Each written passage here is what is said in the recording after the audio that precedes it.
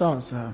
Speaking of producer, ama producer gani ambao ni producer mmoja kapiga ngoma zote 7 au imekuwaje? Producer gani ambaye amehusika kwenye EP yetu ya Phone in Love? Kuna watu wawili wameshiriki. Kati ya hizo ngoma 6 amefanya Kidman mwenyewe. Mwanao unakaa naye sana yule. Shout kwake mwanangu. Kama nyumbani bana. Hata nikimcheki saa 4, bana mimi na idea bana siwezi kulala naye. Tunafanya. Pamoja na kwamba ni kidogo umri alafu ana majukumu mengi na nini, lakini tumeshakuwa ndugu sasa, kwa hiyo ananisikiliza sana. Sawa sawa.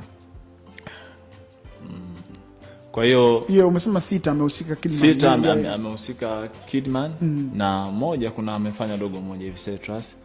Lakini pia amefanya upande wa vocal. Okay. Upande wa vocal mixing akafanya Kid pia. Okay.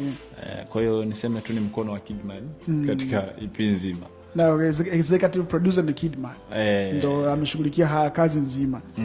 Kwa hiyo kwa nini ukaamua kumrudia Kidman, au kwa sababu mnapatiana au mnapatana? Unajua katika kila msanii ana sehemu ambayo anawezwa.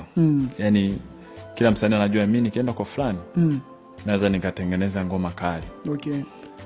Kwa sababu producer nao pia inabidi akuelewe pia. Aelewe uimbaji wako, melody zako, akupe beat gani, akupe key gani na vitu vingine vingi. Kwa hiyo Kidman ananipatia na mimi nampatia basi ya vitu. Ndio maana kila ngoma lazima nifanye kwake. Okay. Lakini